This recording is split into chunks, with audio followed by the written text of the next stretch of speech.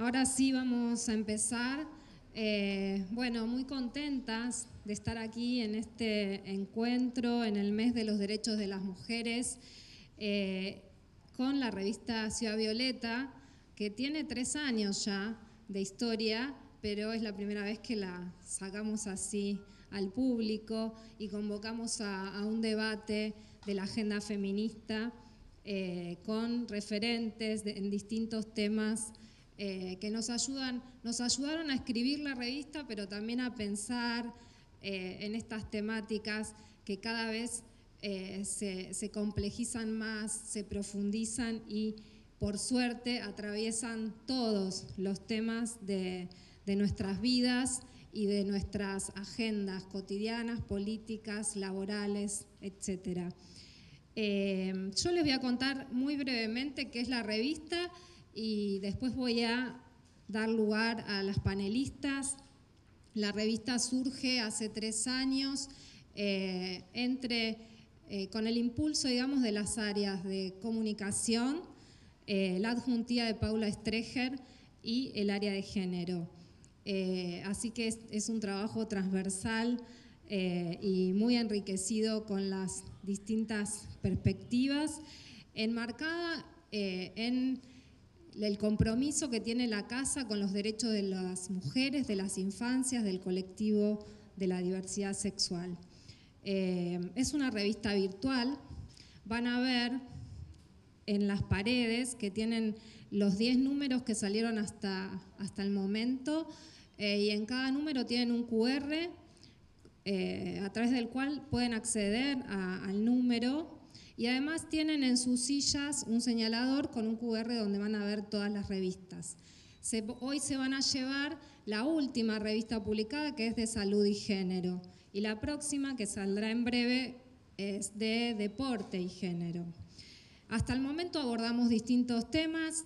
Violencia ha sido uno que ha aparecido en múltiples números, masculinidades, derechos sexuales y reproductivos, cuidados, empleos, maternidades, lactancias, etc.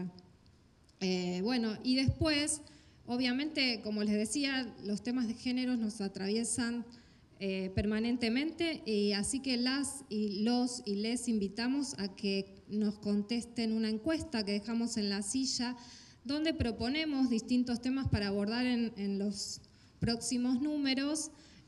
Nos gustaría que nos ayuden a decidir con cuáles seguimos, cuáles son de su interés, cuáles les parecen más importantes.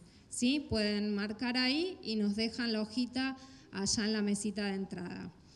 Bueno, hecha toda esta introducción, voy a presentar a quienes nos acompañan, a disculpar la ausencia de Paula Streger, que tiene a su hija enferma, por eso no pudo estar presente, y a Diana Mafía, que por un tema laboral de último momento no pudo llegar. Liliana Hendel estará viniendo, está un poco demorada. Bueno, nos acompaña la defensora del pueblo, María Rosa Muiños, ex legisladora. Aquí a mi izquierda, Débora Tájer, que es psicoanalista y sanitarista feminista, profesora titular de las cátedras de Estudios de Género y Salud Pública, Salud Mental 2 de la Facultad de Psicología de la UBA. Luego María Elena Nadeo, ella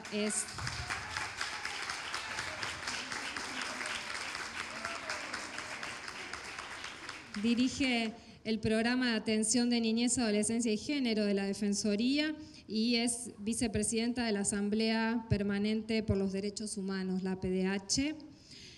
Y luego tenemos a Cecilia Alemani, que es la directora regional adjunta de ONU Mujeres para las Américas y el Caribe, representante ahí de Argentina, doctoranda en Economía en la Universidad Complutense de Madrid y en Estudios Interdisciplinarios de Género en la Universidad de Islas Baleares. Y allá en la punta la tenemos a Mónica Santino,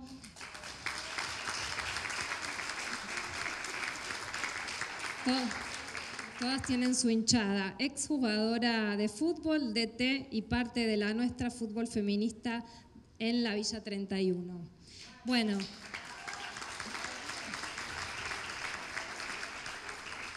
Bienvenidas a todas y gracias por acompañarnos en este horario y con esta lluvia y este calor que nos ha hecho todos estos días un tanto difíciles para encontrarnos, así que muchas gracias. Y le doy la palabra a María Elena.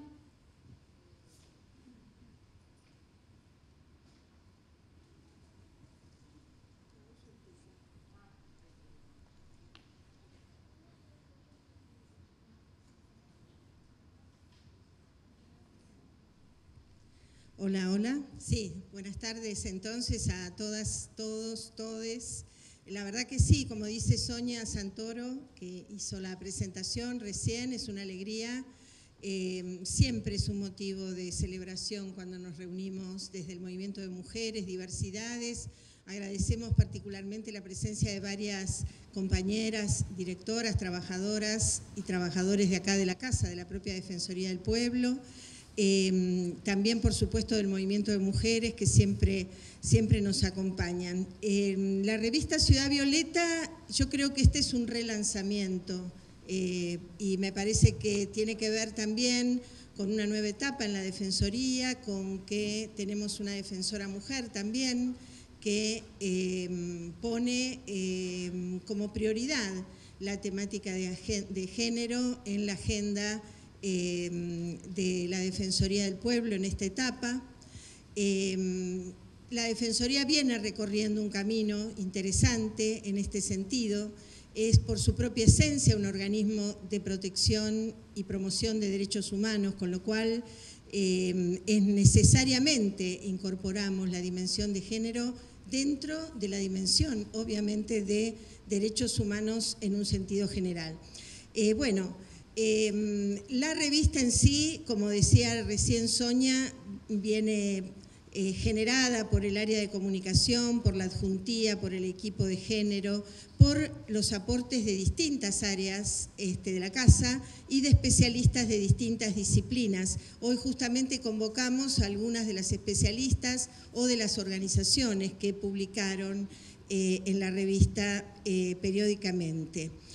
Nosotras en el equipo de género básicamente trabajamos el monitoreo de las políticas públicas de prevención de la violencia de género y algunos temas en particular, alguna legislación central como la Ley 26485 de prevención y protección de las mujeres en todas las formas de violencia. Por eso yo me voy a referir a un informe que estamos preparando, que todavía no está publicado, y que tiene que ver con algunas cuestiones que ya sabemos, pero que no tenemos que naturalizarlas, ¿no? Cuando una realidad, cuando un dato se repite año tras año y no retrocede, lo peor que podemos hacer es resignarnos a ese dato terrible de la realidad. Lo que tenemos que hacer es encontrar nuevas estrategias para la prevención. Entonces, una de las características que encontramos al analizar las políticas y los datos también de violencia de género en la ciudad es la persistencia de las distintas formas de violencia.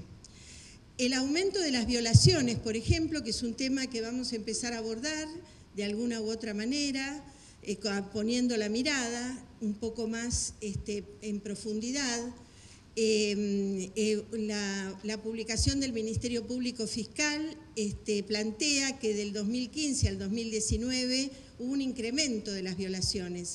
Después, año 2021, esto retrocede, evidentemente por la pandemia, por el tema de la parálisis de los circuitos callejeros, digamos, públicos, seguramente, pero desde el 2015 al 2019 ha habido un aumento de la cantidad de delitos contra la integridad sexual y particularmente las violaciones de las mujeres.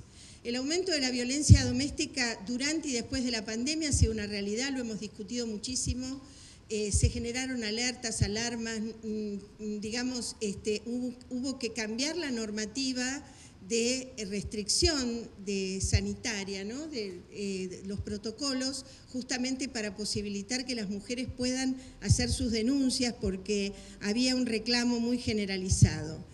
Y, por ejemplo, la OBD en el año 2022 registra 13.163 personas que hacen las denuncias, que es una cifra comparativamente más alta, un 30% más alta que en años anteriores.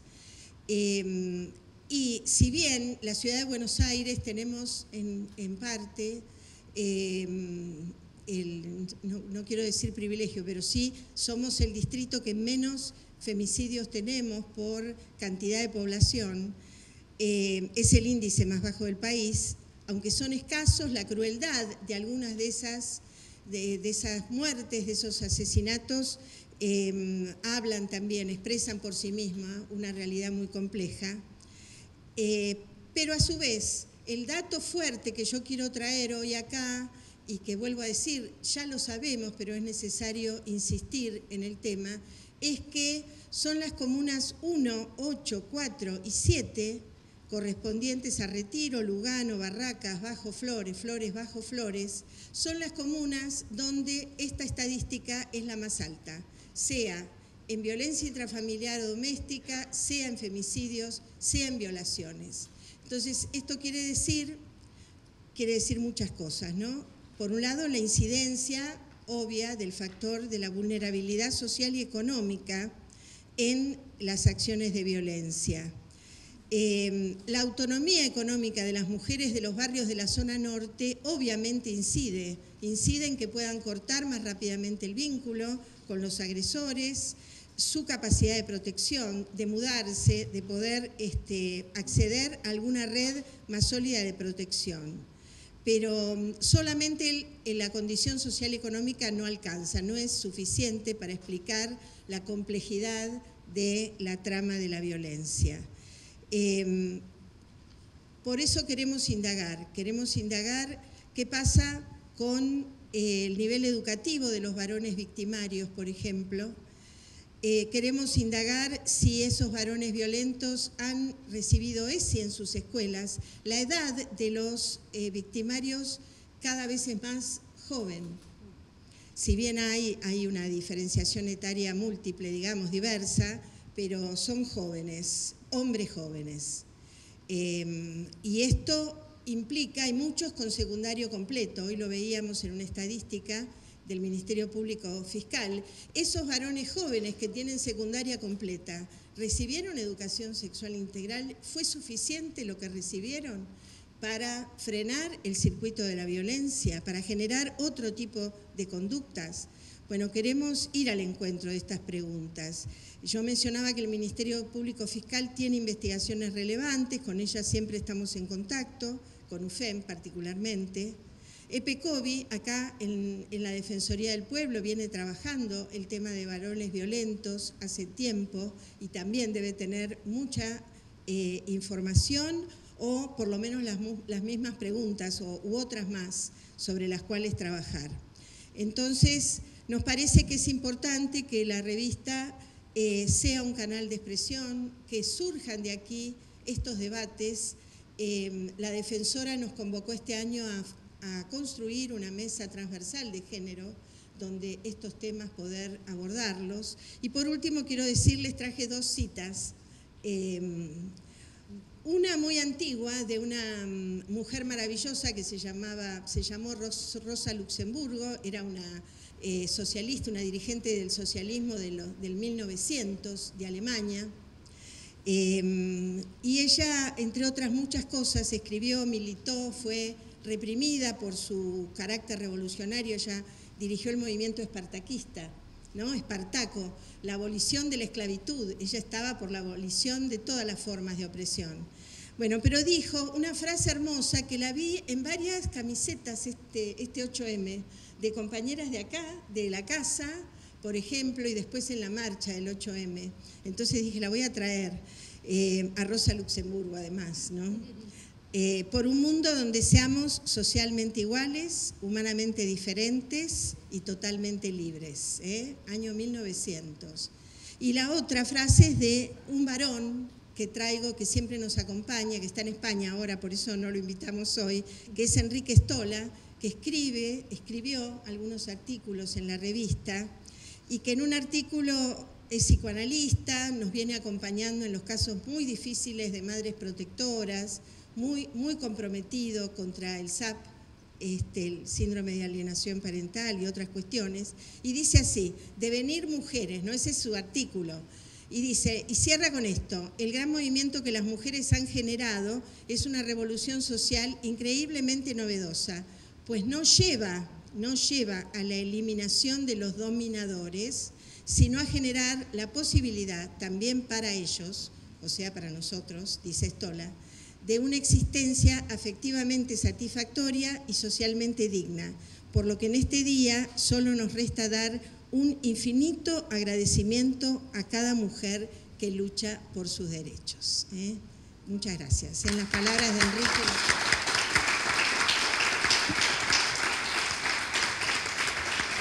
Bueno, gracias María Elena. Seguimos con vos, Débora. Bueno, muchas gracias por la invitación a la Defensoría. Para mí es un gusto estar acá. Y yo tenía preparadas algunas cuestiones para hablar de salud mental y salud pública y género, pero voy a tomar algunas cuestiones que lanzó María Elena porque me parece que está bueno poder aprovechar la mesa para que ahondemos un poquito en lo interdisciplinario e intersectorial de los temas. María Elena planteó que nuestro distrito tiene menos femicidios que el resto del país, pero eso tiene que ver que tiene menos homicidios también que el resto del país. O sea que, pero también trae otro tema, la desigualdad de la ciudad. Hay 2 ciudades, ¿sí? En todos los indicadores hay 2 ciudades, que es lo que vos traes. Y por un lado, yo diría que el tema de los femicidios tiene un tema cultural, o sea, pero también tiene un tema de políticas públicas. Y las políticas públicas también son desiguales en las 2 ciudades. Todo lo que tiene que ver con los dispositivos de atención, de alojamiento, que no alcanza para el monto de los problemas que tenemos, pero también es desigual según el distrito, ¿sí? Entonces me parece que este es uno de los temas que es importante plantear, porque un poco Sonia me decía, trae un poquito el tema de las políticas públicas, ¿no? La importancia de las políticas públicas. La ESI es fundamental. Les cuento que yo soy investigadora, soy docente, hago clínica. Hicimos investigaciones con varones adolescentes en Ciudad de Buenos Aires, pero también pudimos hacer un convenio con el Ministerio de Salud de la Nación, con el Programa de Salud Adolescente, y pudimos hacer un comparativo en 5 ciudades del país. ¿Cómo arman la cabeza los varones? ¿No? ¿Cómo arman la cabeza? ¿Cómo piensan su salud sexual? ¿Cómo piensan al otro género? ¿Cómo piensan los temas de violencia, de las masculinidades, etcétera? Y encontramos algo que nos impactó mucho. Un pibito nos decía, el peso del grupo de pares en los varones es muy fuerte. No hacemos lo mismo cuando estamos solos que cuando estamos en grupo. Y decía, yo soy muy tranquilo, pero el grupo dice que si yo no me violo una piba cuando está fumada o tomada, soy puto. Y eso nos permitió entender que forma parte de la socialización, de las crianzas, pero también de la sociabilidad entre varones y de las relaciones de poder entre varones. Y este es un tema muy importante y estos datos nos permitieron entrar de otra manera en lo que fue, por ejemplo, la pandemia de escraches y denuncias de abuso 2018-2019.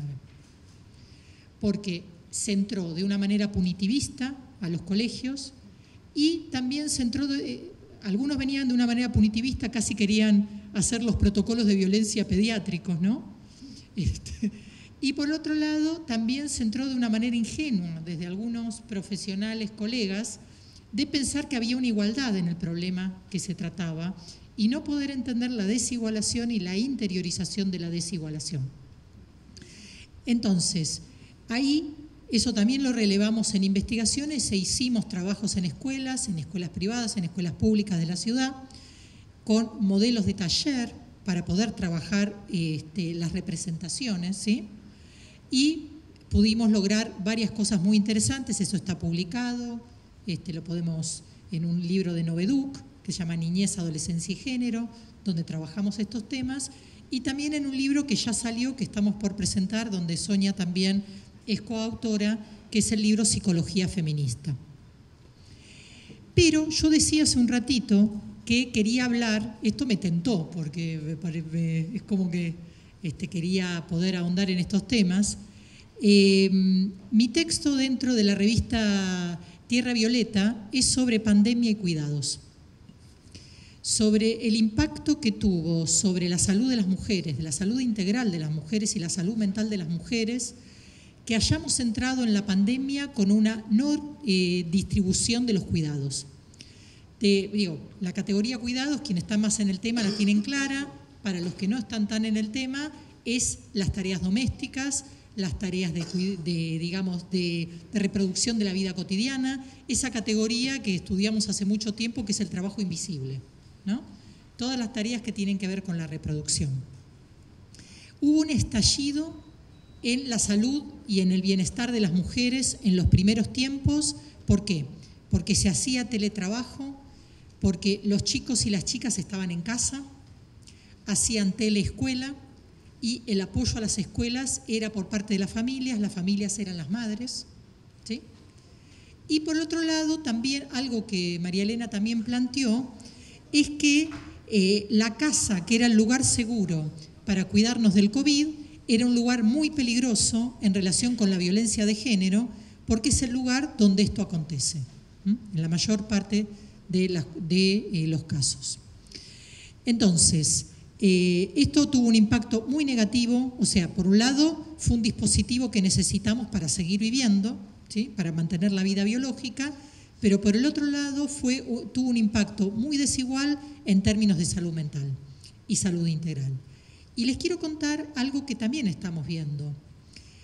Estoy participando de una investigación para ver por qué las mujeres hemos tenido más COVID largo que los varones.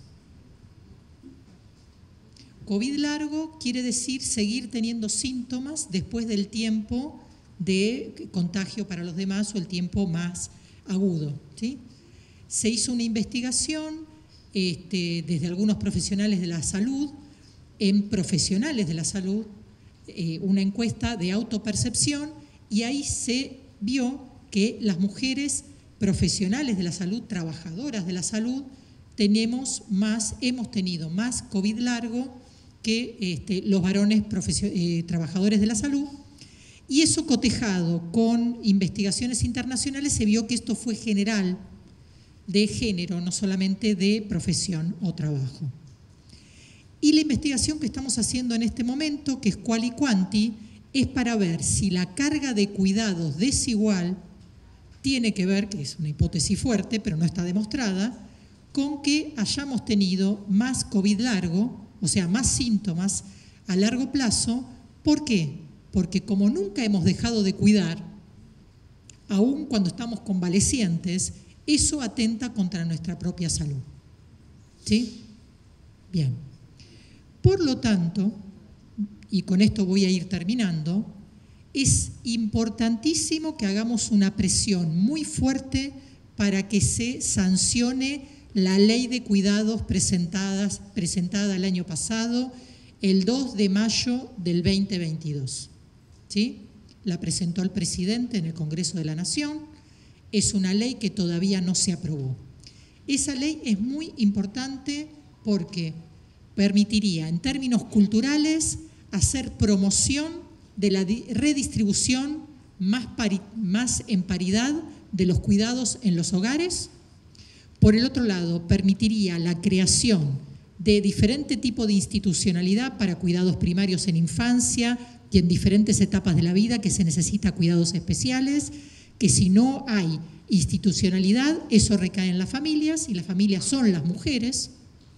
Y además les voy a contar algo que tiene que ver con mi campo, el campo de la salud y la salud mental. Tenemos una ley de salud mental maravillosa que tiene que ver con los derechos humanos, con la garantización, con la garantía de los derechos humanos de quienes tienen sufrimiento psíquico, pero si esa ley no tiene una política de cuidados, los derechos de las personas a ser atendidas en comunidad, el apoyo lo tienen que hacer las familias, y las familias son las mujeres de la familia. Entonces, esa ley que es maravillosa, la derecha en este momento la quiere derogar y cuenta con el aval de muchas familias estalladas porque no pueden hacerse cargo de los cuidados y preferirían un modelo de internación compulsiva, no solamente cuando hay riesgo cierto o inminente, que es lo que contempla la ley, porque si no lo tienen que resolver y muchas veces con peligrosidad de su salud y de su vida.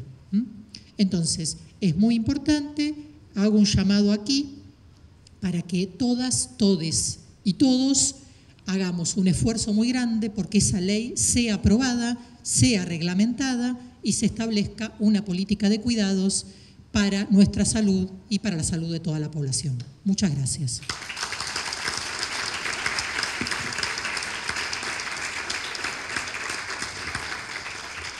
Bueno, gracias, Débora. Seguimos con Cecilia. Le paso. Bueno, muchas gracias, Sonia. Muchas gracias a la defensora y a la Defensoría del Pueblo de la Ciudad y a todas en esta mesa. Realmente es un honor estar junto a todas. Y voy a seguir la dinámica de Débora de dialogar también. Y no podía ser terminado mejor para poder hacer algunos de los puntos que venimos proponiendo. Desde Naciones Unidas en su conjunto, desde ONU Mujeres en particular, todo el sistema de Naciones Unidas ha venido acompañando justamente todo el proceso de elaboración de este proyecto de ley para un sistema integral de cuidados en Argentina.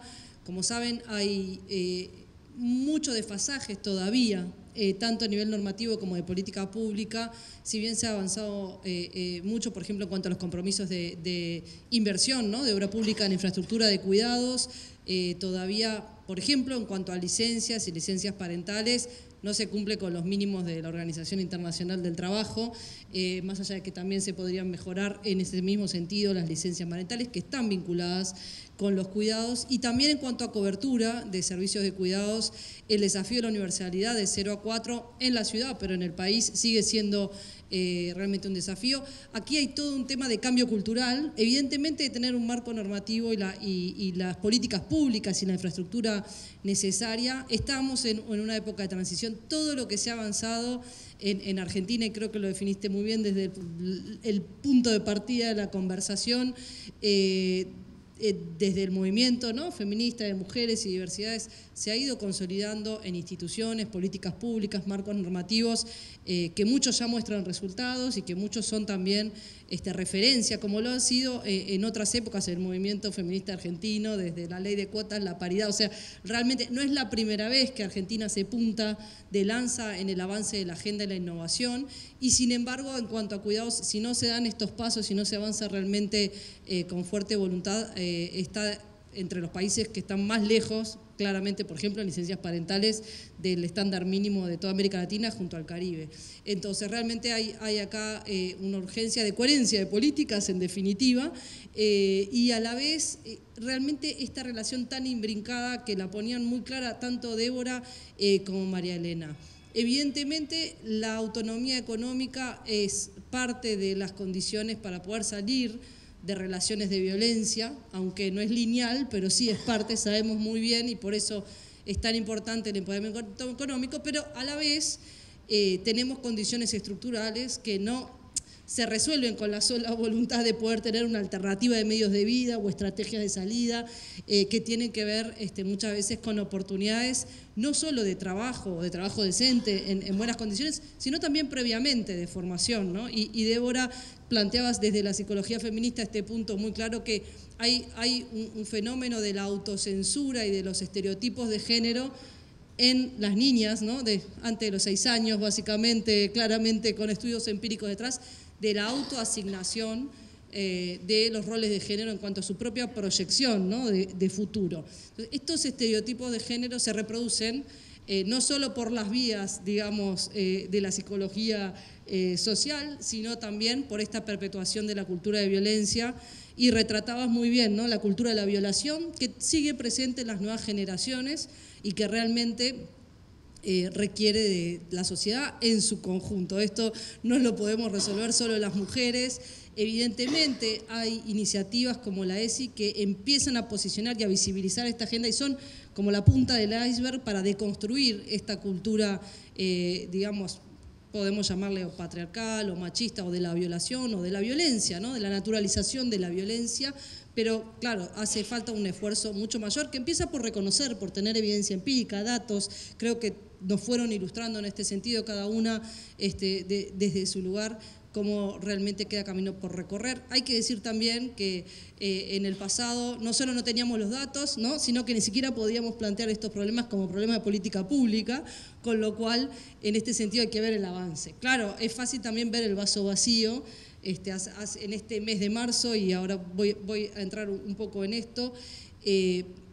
Varios temas surgieron. Uno, que se retomaba un informe de ONU Mujeres y de esa, que es la parte de estudios económicos de Naciones Unidas, decía, la igualdad de género solamente se va a lograr dentro de 286 años, pero hay que decir, si todo sigue igual, ¿sí? No es que, se va a lograr, no. Esto es, si no hacemos nada en el mundo entero, y en este sentido Argentina está mucho mejor que gran parte del mundo en cuanto a por lo menos que tenés las instituciones y los espacios públicos y el movimiento de la calle y la academia con masa crítica, ¿no? Y estas investigaciones, digamos, y en este sentido, el ecosistema, digamos, del cambio social y de la política pública está en funcionamiento.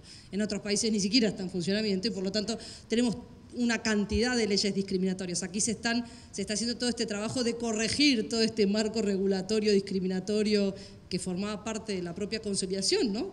De nuestros marcos normativos a nivel de todos nuestros países, a imagen y semejanza de los modelos napoleónicos y otros. Y en definitiva, acá hay todo un trabajo donde precisamos todas las disciplinas, ¿no? Desde la psicología, la sociología, la economía, las juristas, quienes están en el terreno, quienes están trabajando y romper estos estereotipos. Básicamente que seguimos reproduciendo. No solo lo reproduce el sistema educativo, evidentemente en sí mismo, muchas veces sin intención. Por supuesto que hay quienes tienen intención, pero a veces no hay mala intención y también se reproducen. Se reproducen en los hogares, cuando, digamos, se decide qué hija, hijo sigue estudiando, cómo, qué, ¿no? Esa percepción de futuro muchas veces está muy permeada por la discriminación instalada y del pasado, y la reproducimos sin mala intención, efectivamente, pero claro, ahí es que las instituciones públicas, la política pública, bueno, los roles como el de la Defensoría y las distintas organizaciones tienen un rol que jugar realmente para deconstruir. Evidentemente precisamos sistemas, no solo buena voluntad o buenas intenciones, movimientos en las calles, como no, básicamente decíamos desde el inicio, o en la producción de conocimiento o la auditoría pública o la rendición de cuentas.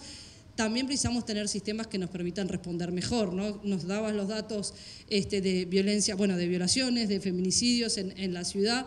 Yo siempre, esto es una de las cosas que cuando trato de hacer, transmitir, ¿no? Los desafíos que hay en Argentina para otras organizaciones o personas de otros países, digo, bueno, pero recuerden, igual hay un feminicidio cada 35 horas en el país, en su conjunto, y al menos 80 denuncias al día de violencia sexual. Entonces, en definitiva, y sabemos que la mayoría no se denuncia, ¿no? Todavía, y esto por un tema cultural.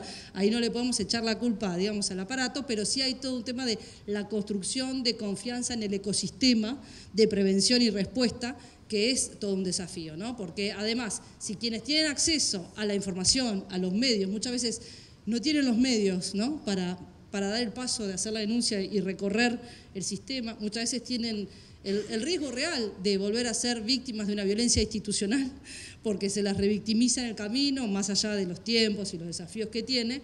Y aquí quizás dos llamados de atención. El primero es que, y ahí sí el Ministerio Público, digamos, a nivel de nación, participa de la Asociación Iberoamericana de Ministerios Públicos, AIAM, con quienes trabajamos mucho a nivel regional. Hemos dinamizado en conjunto ahí una red de especialistas en género, y en ese ámbito se ha trabajado el Protocolo Latinoamericano de Feminicidios, que se adaptó ya a la Argentina y a los transfeminicidios, y también ahora esperamos que este año estemos también poniendo a disposición de todos los ministerios públicos y ahí Argentina jugó un rol fuerte, por supuesto la Fiscalía exactamente especializada, Mariela Laboceta y todo el equipo, para un protocolo latinoamericano de violencia sexual, o sea que sí está muy alimentado de la experiencia argentina y de toda la región, que a la vez se está adaptando para la Argentina.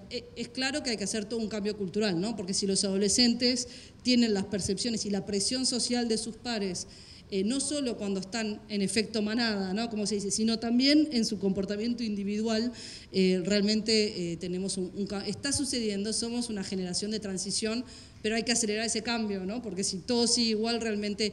Aquí quizás un punto importante a compartir, y me acompaña Carla Magdalani, que ha llevado todo este esfuerzo desde ONU Mujeres acá, en uno de los programas de Naciones Unidas en el país para eliminar la violencia de género, que se llama Spotlight, se colaboró para fortalecer y redimensionar, ¿no? Porque ya es un nuevo sistema, el sistema integrado de casos de violencia por motivos de género. Parece mentira decir que el país no tenía un sistema integrado por casos de violencia de género, lo cual sabemos que hace la diferencia completamente para el seguimiento. La ciudad todavía es la única jurisdicción del país que no se ha suscrito. Entendemos que se van a tener que suscribir, evidentemente, porque esto es parte de la modernización del Estado. Esto no es un tema de un grupo, esto no es un tema muchas veces de las calles, pero sí es un tema de la modernización del Estado. Es evidente que cuando tenemos sistemas integrados, que cuando tenemos datos, no solo podemos acompañar mejor a quienes han hecho la denuncia de estar ahí, sino también prevenir mejor y evitar no solo los feminicidios, sino futuros casos de violencia. Y voy a terminar contándoles que en este momento está pasando a nivel de todas Naciones Unidas la condición jurídica de la mujer, la CSW, que se llama CSW, la jerga, digamos, para quienes siguen la agenda de igualdad en el mundo. Por supuesto, hay muchas activistas de Argentina con mucha confusión sobre cómo funciona esto. Salió en los medios en un momento que iba a haber una delegación de cientos de personas. Evidentemente la mayoría participa en línea, como podemos participar todas nosotras, y las participaciones de sociedad civil por lo general son con financiamiento propio o de otras organizaciones, ONGs del resto del mundo, y la delegación en general oficial. La buena práctica, y que Naciones Unidas y ONU Mujeres pide siempre, es que se incorpore a la sociedad civil en las delegaciones oficiales, porque esto le genera acceso a sala, acceso a pasillo, acceso a las negociaciones, y como sabemos siempre son las organizaciones de la sociedad civil las que ayudan a avanzar la agenda. Además, en general son las expertas y también ayudan a mejorar el compromiso. Este año el foco está en innovación, ciencia, tecnología y BIA, que en la revista el número 8 fue sobre mujeres, ciencia y tecnología. Y el rato que me dio para hojearla veía que muchos de los datos que nosotras estamos poniendo, tanto a nivel del Secretario General de Naciones Unidas como de América Latina y el Caribe, hicimos la consulta ahora en febrero junto a la CEPAL y la UNESCO a todas las ministras de la mujer, se sacó una declaración, estaban acá ya, así que realmente, aunque salió en el 2021, tiene datos de total actualidad, porque además estos datos tardan en actualizarse, y la situación de Argentina refleja también la situación de la región, y acá un par de datos que quizás son obvios para quienes están en estos temas, pero no siempre. Muchas veces escuchamos, me pasó hoy de mañana en otra reunión, por ejemplo, la gente que está en el sector de ciencia, tecnología, innovación, que dice, no, la brecha se está reduciendo, está cambiando. Pues los datos no nos dicen eso. Y nuestro llamado este año fue cerremos las brechas, no solo pensando en la brecha digital, sino también en la brecha salarial, que también vi que la tienen en otro número muy trabajada, la brecha laboral, evidentemente, y educativa, porque no es así. Acá, básicamente, en Argentina como en el mundo, 1/3 de quienes estudian ciencias, tecnología, ingenierías y matemáticas son mujeres, pero cuando vamos a las TICs, que digamos son las tecnologías, sin las ciencias, es muchísimo menos. 13% en Chile, 15% en Brasil, 17% en la Argentina, menos del 20% en todos los casos. Entonces, cuando nos dicen el futuro del trabajo es intensivo en tecnología, no importa lo que hagas, ¿no? Porque al final todo pasa por esto que llevamos en la mano, más allá de que hay nuevas formas de trabajo que también tienen unas condiciones de precariedad y explotación todavía peores que las tradicionales, no solo por, digamos, las dinámicas de la nueva forma de trabajo, sino por la contratación a través de una aplicación, ¿no? que empaña relaciones de dependencia, sino porque, en definitiva, nos dicen todas las cifras que proyectan, ¿no? Cómo va a cambiar el mundo del trabajo, que obvio COVID lo aceleró en ese sentido, y que nos afectan a quienes somos supervivientes de esta pandemia, nos dicen al 2050 75% de todos los trabajos van a ser altamente dependientes en componentes intensivos en tecnología. Y si hoy, las trabajadoras del futuro básicamente están estudiando hoy, ¿no? En los distintos ciclos, evidentemente, solo son el 17% las que estudian tecnología. ¿Cómo vamos a estar en el 2050? Que no falta tanto, básicamente, si eso básicamente se tendría que multiplicar tantas veces, ¿no? Entonces ahí hay todo un trabajo también de reducción de los estereotipos, por supuesto sin idolatrar el rol de la tecnología, y nosotros ahí alertamos sobre que si no se toma en serio, lo que está pasando es que se reproducen las desigualdades históricas de nuevas formas y se redimensionan. Así que un honor estar acá, realmente quiero seguir dialogando y escuchando a toda la sala, a todas las que vinieron, espero que nos dé el tiempo, porque a sala llena, con el primer chaparrón en no sé cuántos meses, creo que es una celebración que hayan hecho el esfuerzo de llegar. Así que gracias y creo que pasó el micrófono. Gracias.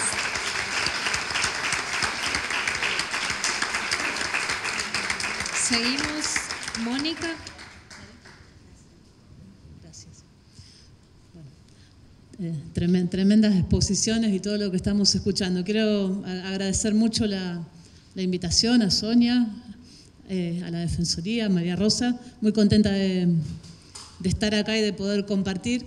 Miren, hace unos años, no muchos, pensar que una jugadora de fútbol o una deportista iba a ser convocada para este tipo de conversaciones, charlas y hablar del deporte con una perspectiva de género, una perspectiva feminista, era impensado. Ninguna de nosotras lo hubiera soñado siquiera. Así que celebramos mucho estos cambios y estos momentos y creemos también que hay un montón de trabajo por delante y muchos desafíos en un campo donde siempre fuimos ciudadanas de segunda, apenas espectadoras, o apenas asistentes de los varones que juegan deporte, hacen deporte y miran fútbol, ¿no? Si no, vamos a recordar la célebre frase de sirven la picada mientras nosotros miramos fútbol y tomamos cerveza. Soy exjugadora de fútbol, soy directora técnica, pero soy parte de un colectivo, la nuestra, con base de trabajo en la Villa 31. La Villa 31 para nosotras es nuestro lugar en el mundo y el lugar donde iniciamos una cantidad de aprendizajes y de saberes. Y me importa mucho también remarcar eso, porque ninguna de las que empezó a ir al barrio allá en el año 2007, con la única expectativa de abrir un espacio para que muchas compañeras pudieran jugar al fútbol, que era lo que les gustaba, sabíamos todo lo que estamos reproduciendo ahora en material escrito, en charlas. Es un saber de territorio, es un saber absolutamente villero, que hemos aprendido ahí con las compañeras que se acercaron a jugar. Me emociona mucho ver que entre el público hay alguien que inició aquel camino peleando de la cancha, es Camila Colman, que está sentada ahí, al lado de Bumba.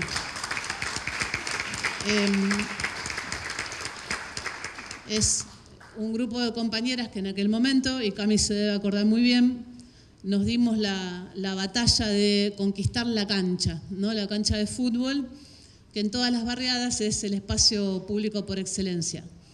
Cuánto debatimos sobre los espacios públicos desde los feminismos y cómo los ocupamos y cómo discutimos el poder. Bueno, en una cancha de fútbol, en un barrio, pasa todo lo importante. Es el lugar que se va a respetar a rajatabla, ¿no? Con una línea de cal a veces, otras veces no, pero es el lugar que por más necesidades que haya, nunca se va a construir una casa. Esa es la cancha. Nosotras averiguando y charlando con mujeres del barrio más viejas o más antiguas, nos contaron que ese lugar en donde jugamos desde el 2007 para acá y que ahora tiene un sintético y que gracias a algunas bondades de una urbanización, por lo menos mentirosa, estamos disfrutando. Esa cancha es cancha desde el año 78, después de que las topadoras militares pasaron y arrasaron, aparte de desaparecer a montones de compañeros y compañeras que pertenecían al movimiento villero peronista. La Villa 31, que era mascarón de proa de todas esas luchas organizadas de los barrios. Ahí, después de eso, las familias que sobrevivieron levantaron los escombros y es potrero desde el año 78, y en el año 78 también jugaban mujeres. Digo, también qué importante que es, cuando hablamos de derechos, poder rastrear la historia de lo que hacemos. Nada nace a partir de una misma, digo, jamás pasa esto en todos los ámbitos, y parece una obviedad, pero hay que repetirlo, ¿no?, permanentemente. Cuando María Elena cita a Rosa Luxemburgo diciendo lo que decía en 1900, es porque hay, digamos, hay una línea histórica, tenemos un ADN, las mujeres y las diversidades que luchamos en distintas partes. Y bien que calza la frase de Rosa para muchísimas de nuestras batallas, por eso las llevamos escritas en remeras, el 8M. Pero también le damos contenido, digamos, no son eslogan, no son frases vacías, ¿no? Nos ocupamos de llenarlas de contenido, y eso es lo que intentamos hacer con el deporte. Conquistamos esa cancha con los códigos barriales, con pelear cuerpo a cuerpo con los pibes muchísimas veces porque no entendían que estuviéramos ahí, a rayo de luz, sol, lluvia, viento, frío, calor. Era un horario que había que conservar y es el mismo que sostenemos hasta hoy, martes y jueves a las 6 de la tarde, donde los varones ya saben que tienen que salir porque vienen las pibas a entrenar. Y por sobre todas las cosas también poner un entrenamiento de calidad. Digo, no es solamente tirar la pelota. Hay montones de discursos desde el deporte muchas veces que es, bueno, vamos a hacer un poco de deporte para sacar a los chicos y las chicas de los malos hábitos. Bueno, no, es bastante más profundo que eso. Digamos, eso es para alguien que no vive en el barrio y que después cómodamente se va a su casa y se siente más tranquilo o tranquila porque tiró la pelota un rato. Bueno, tirar la pelota un rato no cambia absolutamente nada, y tampoco vamos ahí en ese lugar a defender ese derecho colectivamente, porque lo entendemos como una estrategia de empoderamiento colectivo desde la asistencia o la caridad.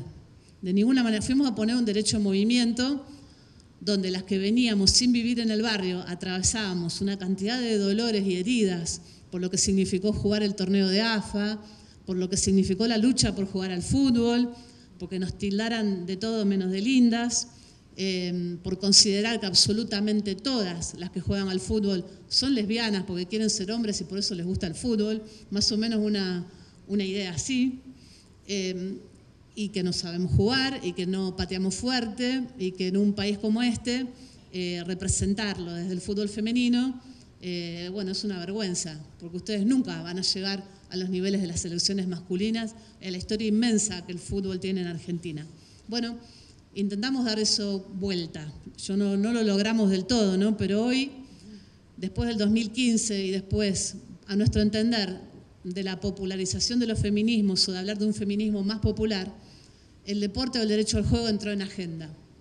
Y eso para nosotras es muy importante porque en otros tiempos los feminismos casi no nos miraban, y estoy hablando de un feminismo quizás más blanco, académico, otros tiempos. Y el fútbol era casi una cuestión, bueno, de hombres que no miramos.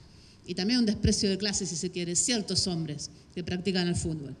Bueno, pudimos dar vuelta a eso por los feminismos en la calle, y hoy podría hablarse de una militancia alrededor del fútbol que tiene que ver con las áreas de género y los espacios feministas que muchos de los clubes que conocemos tienen, donde las pibas están dando peleas tremendas porque las dirigencias de los clubes manejan privilegios, manejan dinero y manejan toda una impronta y una identidad masculina muy fuerte, la que es muy, muy, muy difícil entrar, ¿no? Ocupar esos lugares donde se toman decisiones con respecto al deporte, bueno, es una de las batallas grandes que tenemos por delante. La nuestra creció, se empezó a llamar La Nuestra recién en el 2013. De ese grupo de pibas que peleó la cancha, hoy somos más de 200, desde los 5 años hasta mujeres de 50. Algunas que, bueno, deciden fichar en clubes de AFA y lo hacen, y otras que simplemente es jugar. ¿Y qué significa jugar? Digo, esto es lo que a nosotras nos gusta siempre poner en valor, aparte de considerarlo un derecho humano. Bueno, también es manejar el tiempo que tengo para hacer lo que quiero y con otras, con otros. El tiempo que tengo para que quizás cuando estoy jugando a la pelota el compañero varón se quede cuidando a les hijes, que son siempre de las mujeres, y ni que hablar en los barrios, mucho más, ¿no? Mucho más. Porque muy acostumbradas a hacer tareas de mujeres adultas cuando son chiquitas, cuando son niñas. Digo, cuidar a hermanos propios, cuando no hijos propios a edad muy temprana, y las tareas de la casa. Y después de todo eso quizás jugar, ¿no? Entonces jugar ahí significa una resignificación del tiempo, algo revolucionario, algo que pasa por el cuerpo. Nosotras, cuando queremos clasificar nuestro trabajo de alguna manera o ordenarlo para poder escribirlo, hablamos de un cuerpo que se empodera, un cuerpo que aprende los movimientos de fútbol y sabe quizás a dónde puede escapar o irse. Y voy a traer acá a Iggy, que yo creo que Iggy salvó su vida porque es futbolista. Y cómo aprender a mover el cuerpo en esas situaciones, poner la pelota bajo la suela y levantar la cabeza, pues si no, no podés jugar, no sabes dónde están las demás. Un lenguaje, otro lenguaje, el nuevo, el que vamos aprendiendo entre nosotras, que no tiene que ver ni con la discriminación, ni con el maltrato, ni el que si perdés no servís para nada, volver a resignificar lo que significa ganar y perder. Digamos, el deporte también es todo eso.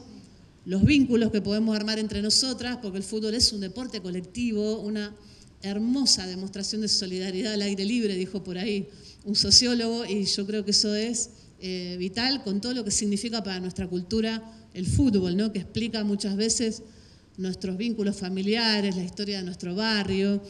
Cada vez que alguien quiere explicar por qué es hincha de un club y no de otro, viene todo eso.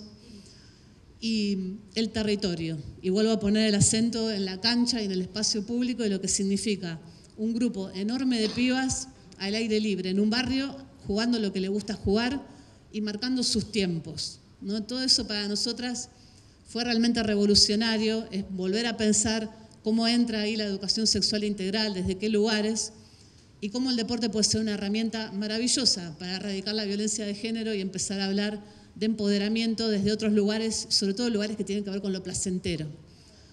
Y cómo volver a pensar también la maternidad, digo, porque, bueno, la maternidad no tiene que ser obligatoria ni un mandato cultural que pesa a nuestras espaldas, aunque en los barrios la maternidad tiene otra significancia, por una gran cantidad de cosas, pero bueno, quizás puedo empezar a planearla, ¿no? Y quizás puedo correrla un poco, y no significa que me recibo de mujer cuando soy madre, y no le voy a hacer mal a nadie si en vez de tener un hijo a los 18 años lo tengo a los 25, a los 26. No digo que el fútbol solucione eso, el fútbol empieza a despejar, digamos, algunas cuestiones que las tenemos completamente incorporadas. En la ciudad de Buenos Aires, el deporte con perspectiva de género tiene, bueno, deudas enormes por la falta de acceso, por la gran brecha, la desigualdad que hay, que las compañeras fueron contando y describiendo, porque ¿quién hace deporte en la ciudad? ¿No? Debiera ser la primera pregunta, y cómo ingresan las diversidades y las mujeres a los clubes. ¿Qué le pasa a alguien que no puede pagar una cuota? ¿Qué le pasa a alguien que vive al sur de la ciudad? ¿A dónde va a hacer deporte? O si va nada más que esos lugares muy lindos que ponen para correr, ¿no?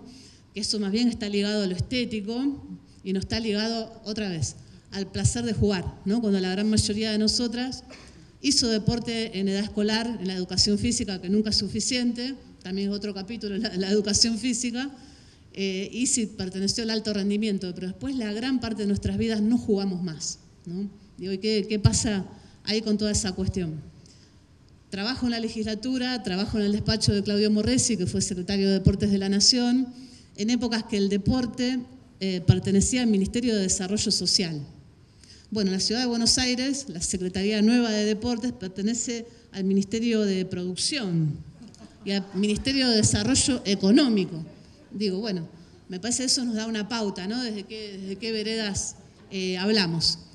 Y leyes que se presentaron en la ciudad, que se pidió informes por su cumplimiento, un programa de capacitación para la prevención de la violencia en el ámbito deportivo, la ley 6358, que no se cumple, y en el informe dicen algo así como que capacitaron a 250 pibas y pibes de las colonias de verano, 250 de una ciudad que somos cerca de 4 millones, ¿no? Más o menos, o 3.200. Y que esos talleres estuvieron a cargo de la Dirección de Convivencia en la Diversidad, ¿no? Nada más que eso.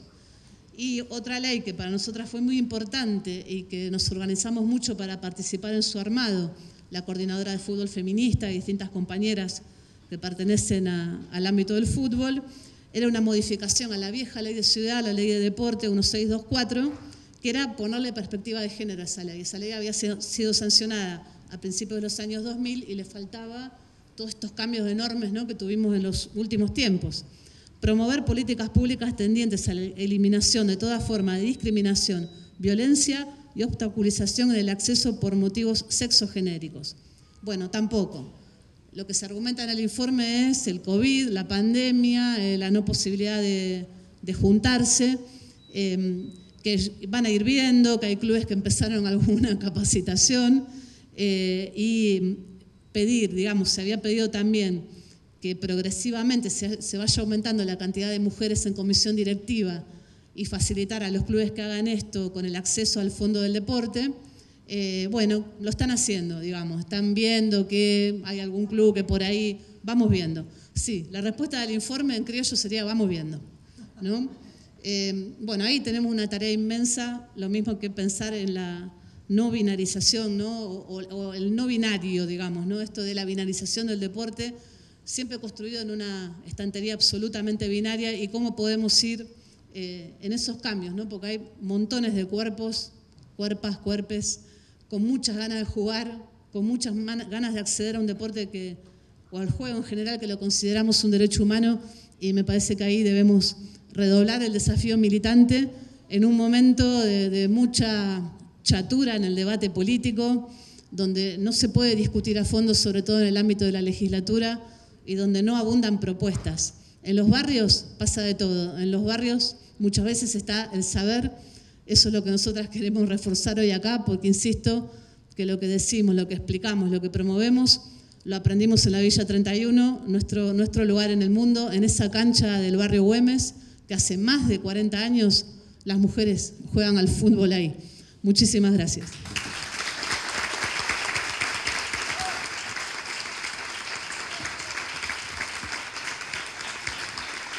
Gracias, Moni. Ahora le damos la palabra a Liliana Hendel, que no la había presentado, que es secretaria de Mujeres, Políticas de Género y Diversidades de La Matanza. Es psicóloga y periodista feminista y autora del libro Las mentiras del patriarcado. Bienvenida. Gracias, Sonia, muchísimas gracias. Perdón a todas, gracias. Gracias por llegar tarde, perdón. Hiciste muy bien en no presentarme, está muy bien. Gracias, María Elena, gracias a la Defensoría, gracias, Sonia, gracias además porque este encuentro, bueno, la semana del 8M siempre nos da la posibilidad de reencontrarnos, personas que nos queremos mucho y que nos vemos poco. Y entonces para mí es un honor ser parte de este panel y una alegría encontrarme con gente como Carla, como otras compañeras que están aquí en el salón. Vi que entró recién Esther Mancera, una querida amiga y compañera con la que hemos recorrido muchos sueños feministas. Así que un placer, un enorme placer. Escuchaba con atención y cada uno de los desarrollos implica la posibilidad de una larga mesa de trabajo que nos llevaría a revisar, a repensar. Decía Cecilia que a veces es sin mala intención y me quedé pensando en algo que charlábamos el otro día en otro grupo. Cuando estudiamos en la escuela, yo cuestiono fuertemente nuestra educación oficialmente hablando, ¿no? La estructura de los contenidos educacionales en las escuelas, me refiero a eso. Amo la educación pública, peleo por la educación pública y voy a defender con mi vida, si es necesario, la educación pública. Pero eso no nos corre de la posibilidad de repensar qué están estudiando las niñas, niños, les jóvenes. Cuando intentamos modificar alguna de las estructuras, por ejemplo, y queremos incluir el sufragismo, que como ustedes saben no está en ningún libro, gesta civil impactante del siglo XX, sí las hay, no está en ningún texto de la historia de todo el colegio secundario ni del primario. Y si quisiéramos incluir, por ejemplo, estuvimos hablando hace poco tiempo de los episodios de la Revolución Libertadora, lo digo porque en este tiempo leí un escrito. Nos dicen que eso es adoctrinar. Ahora, si estudiamos la historia de Mitre, eso parece que no es adoctrinar, ¿no? Entonces, me parece que nos debemos tener un debate interesante que esté a tono con los tiempos que corren. Efectivamente, creo que tal vez no es mala intención, pero creo que es ideológico. Entonces, probablemente no haya mala intención en algunas cuestiones que se hacen y que se dicen y que se replican, pero en cuanto una mira un poquito más allá, descubre que detrás del sostenimiento, de la perpetuación de los estereotipos de género, lo que hay es una estructura ideológica que mi admiradísima y querida Moni Santino acaba de describir a la perfección en un territorio como una cancha. Y yo le escuchaba hablar de lo que significa la alegría colectiva de jugar y lo que nos fue prohibido a las mujeres durante mucho tiempo.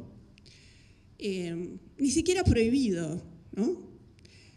Nosotras en los barrios, en La Matanza, hablamos de justicia menstrual, lo cual significa que hablamos de sexo en los barrios, sentadas en las plazas, a veces con grupos pequeños y a veces con grupos de hasta 300 personas, mujeres, diversidades.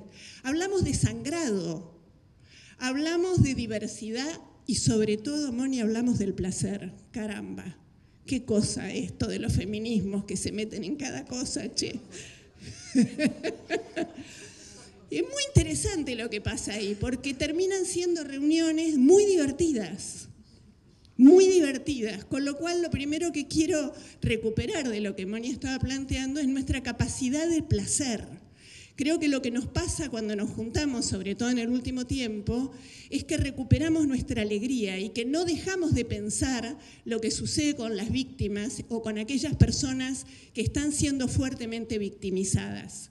De ninguna manera, ni las dejamos de pensar, ni las dejamos de acompañar quienes como yo tenemos una situación de privilegio porque soy blanca, rubia, nací en la clase media, tuve la posibilidad de comer todas las proteínas que necesité para tener 2 neuronas que conecten. Chicas, si no conectan no es responsabilidad de las proteínas, ese es otro tema.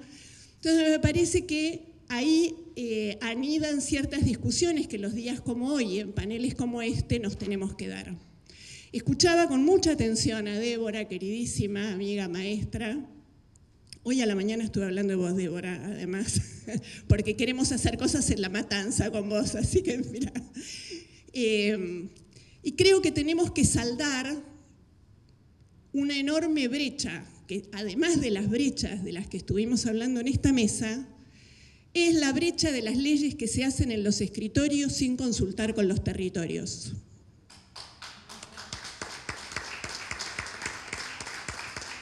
Porque entonces, me parece, y lo vivo mucho más desde que tengo el alto honor y la responsabilidad de ser funcionaria y ser secretaria en un distrito como La Matanza, que las muy buenas intenciones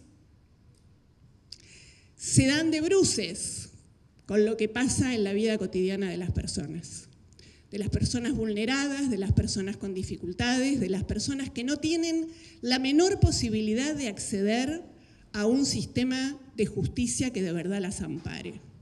Y esto lo hemos visto no solo con las dificultades de la implementación de la ley de salud mental, que yo como psicóloga adhiero, me alegré, pero luego veo lo que pasa en los barrios.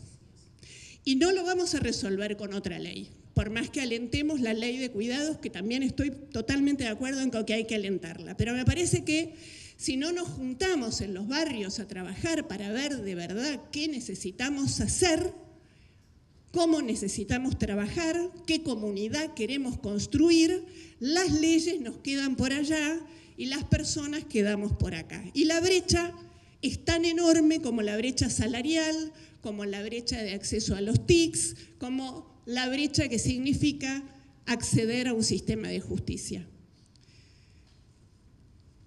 Me pide Sonia que hable unos minutos de madres protectoras, además de que hable cortito.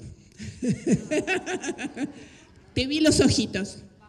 Solo voy a hacer mención a por qué desde los feminismos, todos los feminismos, que no es uno, exigimos desde hace muchos años, Cristina no tiene nada que ver con esto, una reforma judicial feminista. El sistema judicial es una vergüenza. Por supuesto que hay una enorme cantidad de personas que son las fallas del sistema, esas personas que hacen que un expediente corra, a pesar de que el secretario, secretaria, juez, jueza le pone el pie encima. Madre protectora es un concepto que se instaló en los últimos años porque, tal como dijo Andrea Vázquez, tal vez la más icónica de las madres protectoras, nos amputan la maternidad. El tema de las madres protectoras no solo no está siendo visto ni mirado por los grandes organismos, ni siquiera aquellos de derechos humanos. María Elena Nadeo es una de las que le pone el cuerpo permanentemente a cada una de las situaciones que suceden en Cava y fuera de Cava. Estuvimos acompañando la situación de Arcoíris en La Rioja, de La Rioja, que se escapó y ahora está en Cava. La situación de las madres protectoras, cada vez que hablamos de una madre protectora, es como si aparecieran cientos y mi casilla, mi correo y el de muchas de nuestras compañeras se llenan de historias de mujeres desesperadas, porque la síntesis de una madre protectora es una mujer que ha tenido hijos, que en algún momento se animó a denunciar porque es víctima de violencia o porque le cree a su niña, niño, o porque ve los síntomas, aunque el niño o niña no hable, acerca de la presunción o la evidencia de abuso, y saben que el sistema judicial lo que hace es decir que ella miente, que el niño o niña mienten, que seguramente lo que hacen es repetir aquello que la mamá tiqui, tiqui, tiqui, tiqui, ya saben, las mamás somos todas horriblemente malas, así que tiqui, tiqui, tiqui, tiqui, tiqui, tiqui, llenamos la cabeza, que parece ser para la justicia un espacio vacío de las niñas, niños, y las niñas, niños repiten situaciones que cualquier persona con buena formación sabe que ninguna criatura puede hablar de eyaculación, de semen, de pene erecto, ni de ninguna de las situaciones de la genitalidad adulta. Los organismos internacionales, los organismos de defensa de derechos miran para otro lado. El sistema judicial ataca a las madres protectoras sistemáticamente. Y salvo excepciones maravillosas, y aquí tenemos un ejemplo, la defensa de las niñeces es un discurso que le sirve a todo el mundo, pero que implementa casi nadie, discúlpenme. La verdad es que, así como decía Moni, que ¿de quién depende deporte, fútbol? ¿De quién depende? Ahora, de economía. La pregunta que podemos hacernos es ¿por qué será que niñeces sigue dependiendo de desarrollo como en los tiempos del patronato? ¿No? Parece que niñeces no tiene entidad propia, adolescencia no tiene entidad propia, y entonces volvemos a desarrollo, que está mezclada entre una enorme cantidad de cuestiones referidas a la caridad y a otros temas de los cuales desarrollo debe ocuparse. Hemos avanzado muchísimo, es cierto, es verdad, hemos avanzado muchísimo. El último bocadillo antes de cerrar, Sonia, hemos avanzado muchísimo a partir de que hay un periodismo feminista que le pone palabras y cara a cada una de las cosas que pasan para que todas las demás personas de una sociedad se enteren. ¿Y saben qué? Está precarizado. No se les da bola. No trabajan en los grandes medios, y también, una vez más, parece ser que todavía no nos hemos dado cuenta que si no fuera por el periodismo con perspectiva de género, la mitad, por lo menos, de los grandes logros que hoy disfrutamos, todavía los estaríamos militando. Muchas gracias. Gracias, Liliana, gracias a todas. Creo que tenemos unos minutitos para un par de preguntas del público. Bueno, realmente es un placer recibir no solamente a ustedes, sino a estas compañeras que han expuesto la problemática de esta forma tan maravillosa, tan clara, ¿no? Desde sus diferentes lugares. Y un poco estamos haciendo lo que cada una dijo, traer la experiencia territorial, traer la experiencia profesional, la experiencia institucional. Para mí, y creo que lo dije el año pasado, cuando charlamos ya en el mes de marzo, empezar a trabajar con más fuerza la perspectiva de género aplicada a la función pública, en nuestro caso Defensoría del Pueblo, pero tratar de que esto se extienda a todo lo que es gobierno, gobierno de la ciudad, gobierno nacional, cada una de las jurisdicciones que componen nuestro país, es empezar a compartir entre nosotras como los pedazos que trae cada una. para armar un todo. Ese todo que, como dijeron clarísimamente, no puede estar escindido de la realidad de cada distrito, sino son normas de laboratorio, prácticas políticas o diseños de intervención territorial donde el territorio está excluido, porque el territorio son las personas.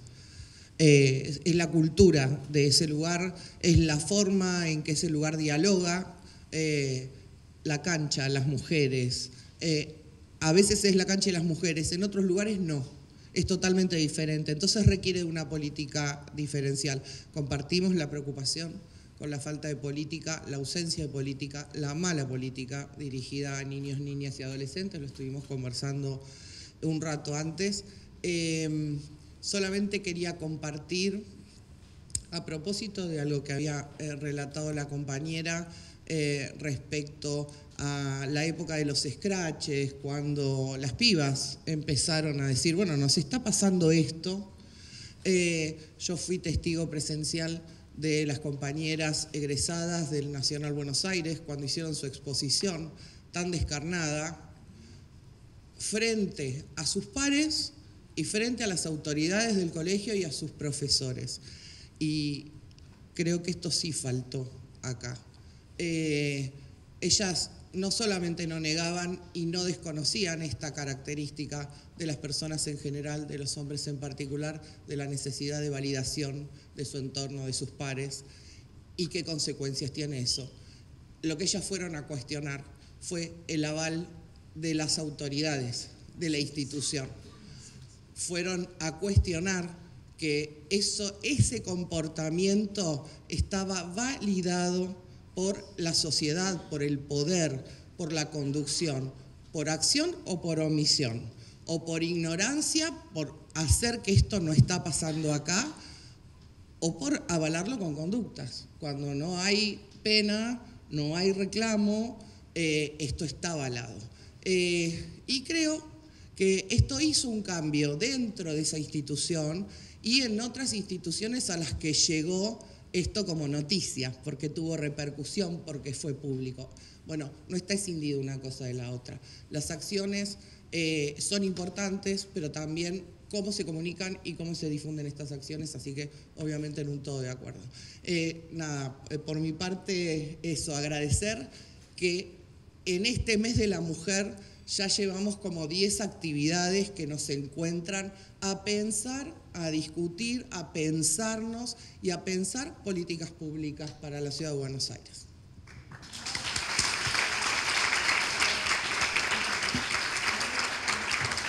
Bueno, gracias María Rosa.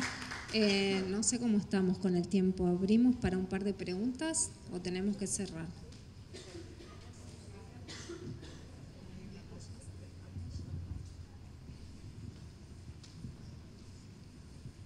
Sí, yo más que una pregunta quería comentar una experiencia. Nuestra organización, GES Asociación Civil, Grupo de Estudios Sociales, hizo un intento de distribuir una película de manera gratuita a través de la red de internet a diferentes poblaciones del país para que las mujeres pudieran verla. Hicimos un convenio con la directora y pudieran analizar algunas cuestiones que tenían que ver con el embarazo, el parto, el puerperio. La película se llama Niña Mamá. Bueno, a raíz de eso descubrimos, y un poco reforzando la importancia de poder cerrar esa brecha digital, que no pudimos concretarla porque la mayoría de las mujeres de las provincias, pero también del conurbano bonaerense y de algunos barrios del sur de la capital federal, no tenían dispositivos propios porque compartían su teléfono o su tablet o el dispositivo que tenían con el resto, y siempre la mujer era la última a la que llegaba esto, y entonces no podía programarse para ver la película porque el link tenía un tiempo de vigencia y entonces no podían tenerlo, y ni hablar de la conectividad, y no lugares alejados, rurales, que quedaban de las ciudades muchos kilómetros, no, en las propias ciudades. Entonces, en tanto las mujeres no podamos acceder a la conectividad o a los dispositivos, nuestra brecha y nuestra incapacidad para poder participar y estar en una situación de igualdad va a ser muy importante. Así que retomaremos este año porque como feministas que somos muy persistentes y vamos a seguir insistiendo. Vamos a ver cómo este año podemos organizarlo de otra manera. Lo estamos haciendo con la red de mujeres, de salud de las mujeres, y la directora sigue disponible, digamos, para que podamos, porque no solamente se iba a enviar la película, sino que también se armaba un debate online. Vamos a seguir insistiendo para poderlo hacer, pero quiero echar luz con un hecho concreto a lo que todas dijeron respecto de igualdad de posibilidades. Muchas gracias.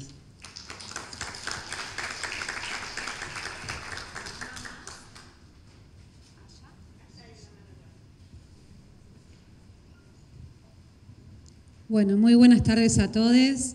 Me presento, soy María Muñoz, promotora de género y de acceso a la justicia.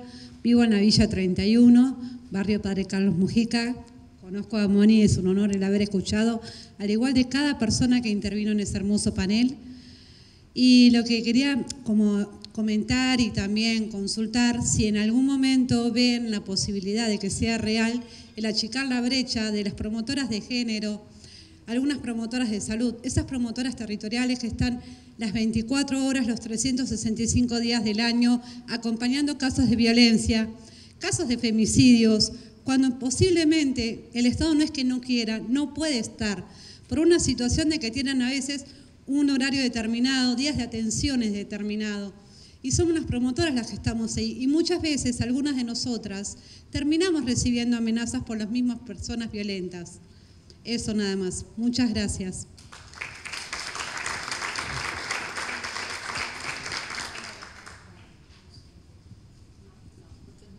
No, por supuesto, la Defensoría del Pueblo es a disposición para esta red que plantea Irene de esta difusión de la película y obviamente el reclamo de la conectividad y del acceso a los dispositivos. Y conocemos que hay varias legisladoras y legisladores en la ciudad que han presentado proyectos de ley para el reconocimiento del trabajo que desarrollan las promotoras y las cuidadoras también, ¿no? Son distintos proyectos de ley. Lo que podemos retomar acá, a partir de esta asamblea, de esta reunión, es el compromiso para, desde la Defensoría del Pueblo, ver en qué estado están y mandar una nota de estudiar el tema y ver en qué medida podemos ayudar para que sean sancionados. Varios años se presentaron esos proyectos y creo que no hay ninguno aprobado hasta ahora. Esther está diciendo. Yo no me acuerdo, creo que fue en el 2000. Se aprobó hace muchos años un primer proyecto y promotoras de lo que fue Piletones, el barrio Ramón Carrillo, muchas del CESAC 24, lograron pasar a una planta. ¿Pero qué pasó? Las pasaron a planta como administrativas y no les permitieron seguir trabajando como promotoras, con lo cual hay que ver ese antecedente en el cual se las incluyó a todas, se las incluyó a su derecho laboral a seguir trabajando en el barrio, pero con el cargo de administrativas y entonces teniendo que hacer laburo administrativo y las dejaron fuera del trabajo territorial, con lo cual lo digo como antecedente para tener cuidado con eso, porque nunca hicieron, digamos, dentro de lo que es la escala, no sé cómo es el tema de los cargos, decían que no podían, así como los enfermeros son administrativos, las promotoras eran administrativas y tenían que cumplir con un rol administrativo, entonces hay que tener cuidado con eso para que no vuelva a pasar. Bueno, gracias por el aporte, lo vamos a ver. En la Defensoría tenemos un equipo que se llama Iniciativa Legislativa, porque la Defensoría puede presentar proyectos de ley y desde cada equipo hacemos un seguimiento de los proyectos que hay en discusión. Ahí Sonia está en el tema género, hay otras compañeras que están en el tema niñez y seguramente vamos a poder colaborar. Hay una burocracia que muchas veces le gana a las mejores iniciativas, con las mejores intenciones, nuevamente la burocracia estatal genera estas irregularidades. Pero bueno, lo vamos a incluir. Muy buen tema, compañera, muchas gracias. Si alguna de las panelistas quiere decir algo más, ¿estamos bien? La intervención de María, de la 31 que nos conocemos, me parece muy importante reforzar en qué condiciones se hace el laburo, lo que dijiste de riesgo de vida, que eso lo vemos permanentemente, es un laburo muy, muy difícil. Bueno, le tenemos que encontrar una vuelta, no sé si es un proyecto de ley o qué, y pensaba en este proyecto de ley que se iba a presentar en el Congreso por el salario para las compañeras que sostienen los comedores, que es un trabajo inmenso también y que tiene que ser remunerado. Bueno, le tenemos que encontrar una vuelta a esto con lo que señaló Esther, que me parece importantísimo. Eso, nada, felicitar porque sé del laburo. Una cosa muy chiquita y muy importante. Me quedé pensando lo que decía Mónica, dijo algo muy importante, que es el derecho a jugar, el derecho al tiempo libre, porque me parece que es algo que no está jerarquizado en la crianza de las niñas, en la vida de las mujeres, y es muy importante que lo rescatemos. Cuando lo dijiste me pareció, ahí, me parece que es un tema. Y el jugar colectivamente, que vos lo planteaste, ¿no? Porque también las propuestas son jugar individualmente, porque para que después tengas el rol del privado sentimentalizado, ¿no? Entonces me parece que ahí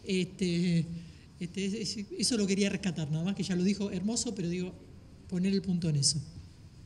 Bueno, yo quiero pasar un aviso porque acá Liliana en breves minutos planteó algo muy, muy grave y muy profundo, que es todo el tema del movimiento de las madres protectoras y de la injusticia, ¿no? del abordaje en numerosos juzgados, tanto penales como civiles. En la semana que viene se realiza en general en la ex-ESMA y en otros lugares el Foro Mundial de Derechos Humanos. Y allí, desde este equipo, más la PDH, más la Red Viva, más APIABA, que es la red de la Asamblea por las Infancias y Adolescencias, organizamos un panel que quedó nombrado Reforma Judicial Feminista, entre paréntesis, Madres Protectoras, porque era más larga la bajada, pero quedó así. Pero bueno, está muy claro a qué vamos a debatir y a instalar el tema de la necesidad de reformar, de cambiar, remover los obstáculos que hacen que no se denuncien o que las denuncias no prosperen, o peor aún, que se vuelvan en contra de las madres. De estos hay numerosísimos casos y las mujeres de los barrios lo saben mucho más. Se acaba de aprobar en Salta la ley penal de obstaculización de vínculo, lo cual implica impedimento de contacto. Traducido al nuestro mejor castellano, significa que una mujer, madre, que se da cuenta que el violento está abusando del niño e impide el contacto, va a la cárcel ella y no él.